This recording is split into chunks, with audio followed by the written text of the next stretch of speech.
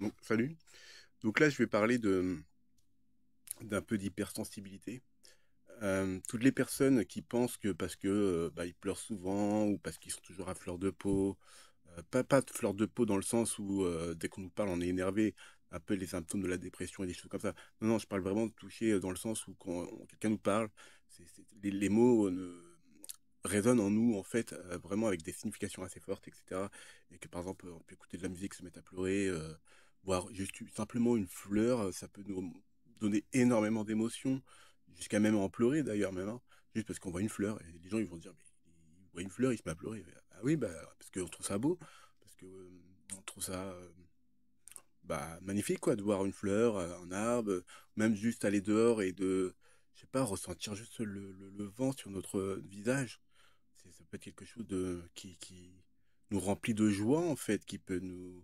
des simples petits trucs simples de la vie qui peut nous toucher particulièrement et qui fait bah, qu'on peut se mettre à pleurer, soit qu'on a une joie immense parce que, bah, juste parce qu'il y a un rayon de soleil qui nous touche la peau et qu'on se sent super bien, quoi.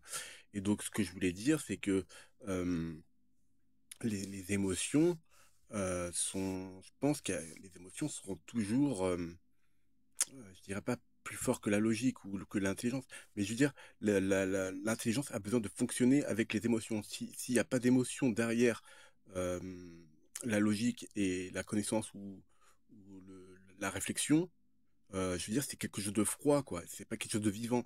Alors qu'une émotion, c'est vraiment quelque chose de vivant, quelque chose qui va nourrir, en fait, l'intelligence, qui va nourrir la logique, qui va la ramener beaucoup plus loin. Faut voir les émotions comme une panel de couleurs qui va embellir en fait la connaissance, embellir la logique. La logique, c'est quelque chose c'est bien la logique, hein, c'est important. C'est ce qui nous permet de, par exemple, en mathématiques, ça va nous permettre de résoudre des problèmes, etc. Mais un mathématicien qui sera uniquement dans la pensée pure de logique et dans l'intellectualisation de mathématiques, il va vraiment résoudre les problèmes froidement, en fait, sans fantaisie, sans rien. Alors qu'un autre mathématicien qui sera plus, peut-être même un petit peu moins intelligent, hein, pourquoi pas, mais qui a beaucoup plus d'émotions, quand il va résoudre ce problème-là mathématique, par exemple, il sera beaucoup plus touché et impacté, il va ressentir vraiment une passion pour les mathématiques, il va vraiment ressentir quelque chose, par exemple des couleurs, des choses il va créer des liens, beaucoup plus de liens qui va créer justement quelque chose de bien plus, comment dirais-je, c'est ces liens qui vont se créer ça, dans les connexions neuronales qui vont être beaucoup plus enrichissants et beaucoup plus, comment dirais-je, bah, quelque chose de beau, quoi. La musique, tu vois, c'était des mathématiques, par exemple. Et pourtant, ça nous touche. Et donc, quelqu'un qui est beaucoup plus émotionnel, qui fait fonctionner ses émotions pour faire fonctionner sa logique, sera beaucoup plus intelligent que quelqu'un qui fait marcher sa logique pour des émotions. Donc, ce que je m'explique, c'est que les émotions sont porteurs de logique. Et donc, la logique, c'est bien, mais si la logique toute seule, elle sert à que dalle, tu as besoin de tes émotions pour ta logique. Et donc, ce que je veux dire, c'est que les deux doivent travailler main dans la main. C'est le cerveau et le cœur. Si ton cerveau il travaille tout seul sans ton cœur, bah dans ces cas-là, on part carrément dans des trucs. Il n'y a même plus de conscience, il n'y a même plus de morale ni rien. Donc je pense que quand on fait des mathématiques, de la science, il y a vraiment le côté émotionnel qui doit être mis en compte et même mis au centre de justement de résoudre des problèmes pour que ce soit quelque chose de chaleureux, de quelque chose comment dire, qui a une vie, quoi, qui a une âme, en fait. C'est pas quelque chose de froid, qui a aucune consistance, qui est complètement dénué d'émotion, en fait.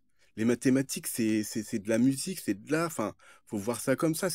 Et d'ailleurs, c'est même ça qui va peut-être qui nous différencie aussi des animaux. Après, bon, il y a des animaux qui sont certes intelligents, mais ils ont tous une fonction propre à la planète, etc.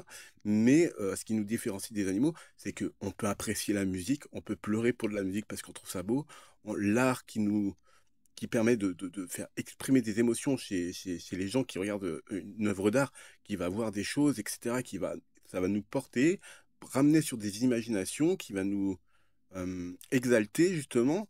Et justement, les mathématiques, la science en général, si elle n'est pas portée par les émotions, les sentiments d'amour et de même éventuellement peut-être pas de peur, mais toutes ces couleurs, ces panels de ce qui fait de nous un être humain, bah, les mathématiques n'a pas de sens. Les mathématiques n'a pas de comment dire, bah il y a rien quoi. Je veux dire, il faut vraiment de la vie quoi. Faut je veux dire, un être humain, il doit fonctionner avec sa tête, mais surtout son cœur, quoi. Et si tu n'as pas d'émotion, bah, tu crées moins de liens dans ton esprit, et donc dit moins de liens, donc moins d'associations d'idées, et donc moins de possibilités aussi d'être créatif. Les émotions sont porteurs de créativité, et ça, c'est très important. Donc voilà, je voulais faire une petite vidéo comme ça, vite fait, pour expliquer un peu mon point de vue sur la logique et les émotions. Donc, bah, je vous fais des poutous.